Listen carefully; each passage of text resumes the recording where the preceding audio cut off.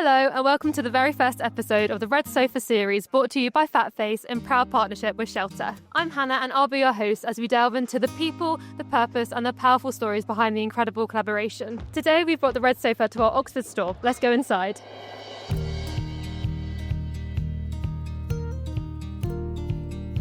Today we're joined by Stan from the Shelter team who'll be sharing what it's like to work at Shelter and the life-changing impact it's making across the country.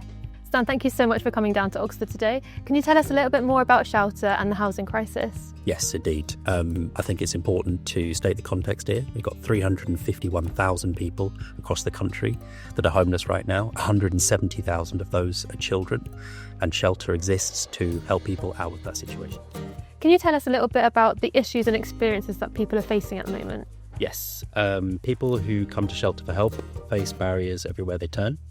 In a system that's rigged against them, from people living on the streets for years, that's just the tip of the iceberg, to families spending years in temporary accommodation, and others are locked out of a unaffordable, insecure private renter sector, which is often riddled with issues like damp and mould.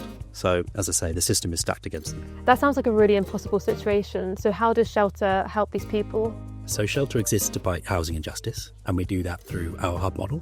Hubs are based across the country in cities and in more rural areas, and hubs are a collection of services provided to local community. So how does Shelter help? So when someone comes to Shelter to ask for help, we meet with them face to face. We discuss what their problem is. We seek to understand it in detail and understand what the whole household needs. The next thing we do is provide expert advice, and that advice is tailored to their situation. Now, some people can act on that advice on their own, but most people can't because the system, as I said, are really complicated, and navigating all of these barriers is very difficult for people. So what a lot of people get from Shelter is an understanding of their rights and options.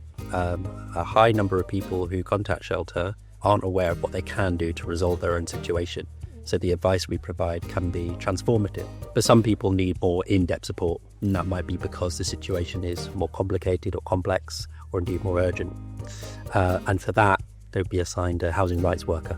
And that person is to support the family along a journey out of their homelessness or out of the issue that they're facing. So yeah, that must be really important for Shelter to stay with them throughout that journey, because I can imagine it's such a big upheaval and disruption in their life.